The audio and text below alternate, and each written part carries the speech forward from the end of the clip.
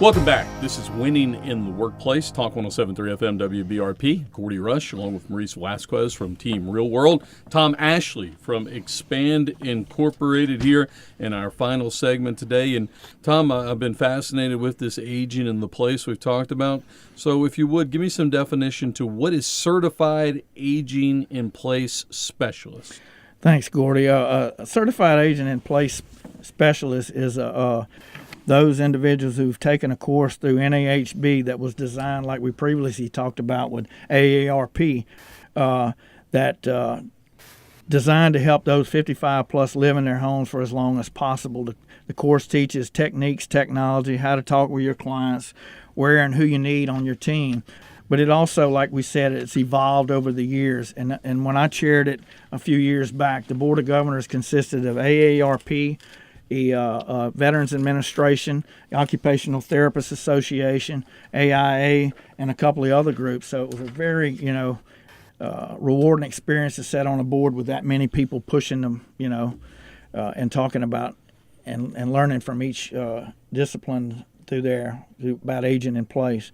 People can get trained on it at our local Home Builders Association. It's a great course. All right, so how about CAPS? Where does CAPS fall into this? And let's, I think for our listening audience, let's explain what exactly is CAPS, C-A-P-S. CAPS is the Certified Agent in Place. It's the acronym for that. Okay. Most people hear CAPS, they have no clue what it is, and using terminology, you know how you can get in a group and you start telling them CAPS designated, and everybody thinks, well, that's great. What is that? What is that? And that's Certified Agent in Place Specialist.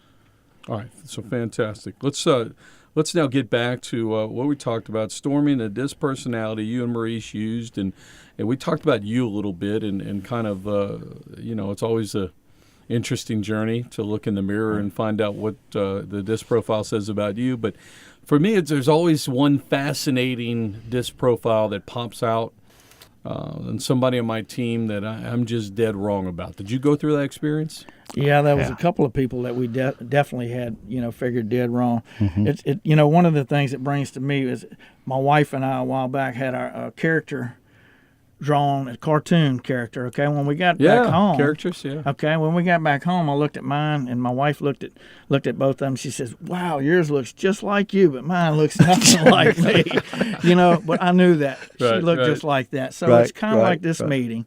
We sit back, and when the profiles were out there to read, and Maurice told us, while we learn about ourselves, I figured out, oh no, that's the X's and O's, and I've got them in the wrong place. And I understood why they were having so much difficulty in that, because the desire's not there if you're not seeking that. You may try hard and it may be okay, and you may make it, but you're not gonna prosper in that position if you're not in somewhere that fits your profile. And I really believe that's true. I've learned a lot about myself over the past few years, and I think identifying where my weaknesses are and coming and sharing that with the team really helped us, And Maurice, I think when you did that, when you came and you were the first one to come to the table and say, "Guys, have you guys read my profile?" Yeah. And you started talking about your weaknesses. Right. You made it okay for them to do the same because they saw that you were vulnerable, right? That you were humble, and that the style of leadership you wanted to inculcate in them was one of just self-awareness. Right. And then you guys started having a good conversation about what everybody brought to the table, and really just being honest with each other and saying, okay, are we in our proper role? And then if you recall, that's when they started really contributing a lot about, Tom, my role should be this instead of this. This that I'm doing right here, we need to find either another person, or I need to give this over there, and I need to get out of this person's kitchen because I've been doing this, and that's not me. But it all started with the leader just really coming to terms with the fact that, your weaknesses, everybody knows about them, but it's not until you acknowledge them then they realize that it's safe. I believe that vulnerability is a top thing, and the speed of trust, like you said, that trust factor is key to it, because once they seen that, and, like you said, we had a couple of team members that said, "That's not me." But once they looked and they said, it's amazing how much it's changed them and let them be aware. Now they're aware and they're digging for more information. Right. They want to learn about it, and that's pretty good. Yeah, it is. And let me share with you a little bit, Gordy, of where Tom and his team is now.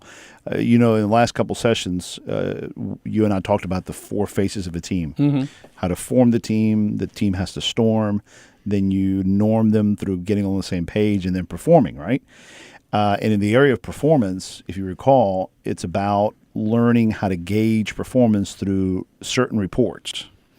And I think this is where Tom, just in the past 2 months, has just really shined, that the way he's realized that he can go one step further and get out of everybody's kitchen is to stop telling them how to do it, but rather, guys, just give me the reports I need so I can look at the numbers.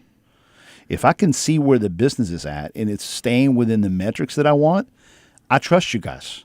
You guys have all helped me form. You guys have helped me figure out where everybody ought to go. We have aligned on some really good, clear processes that we're all going to be in agreement on. I can get out of y'all's kitchen. All I need now is my reports. And that's what we're working with now, is identifying the key reports that have the key metrics. Right. And one of Tom's questions to me recently is can we set a 6-week plan so that I can start having a 4-day week and not work on Fridays? All right. And that, I mean, you're shaking your head. I mean, you know how valuable that is, especially for an executive. And it's not because they want to go and play golf, right? Which there's nothing wrong with that. I'm saying, but you need to be able to allow the executives to just walk away from the business so they can think, so they can dream big where they want to go next. They can re-gauge themselves as to the risk factors they may need to take. And I think in the last 6 weeks, when Tom hit that place of realizing, man, my team is actually performing better without me than with me. Okay, that's a key place of one of the first goals that he came to me with a year ago and said, am I ever going to get there? And I said, well, it's not going to be overnight.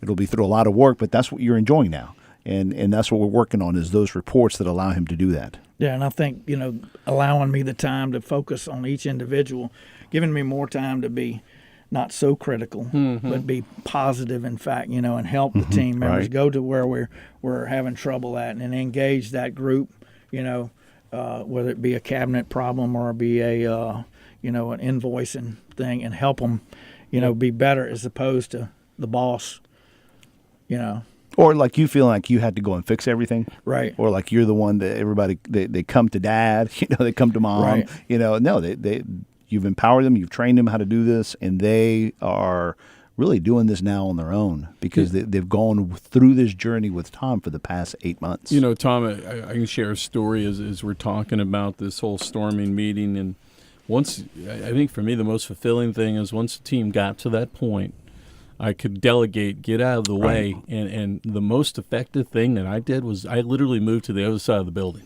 Yeah. And it got me much more quiet time. I was out of the weeds and tripled the productivity. And that sounds like what you're doing. Right. Yeah, I agree with that. That sounds like, Yeah. That's what we're attempting. Well, gosh, guys, let's if you would, you were recently awarded the National Yes. Certified Aging in Place Specialist of the Year. Gordy, can I please? Why don't you do that? All I know, it was in Miami, and I didn't get an invite. It might have gone to my spam. Well, it was a real honor. His marketing director contacted me, and he said, she gave me the date, and she said, she didn't even ask me. She just said, you're showing up.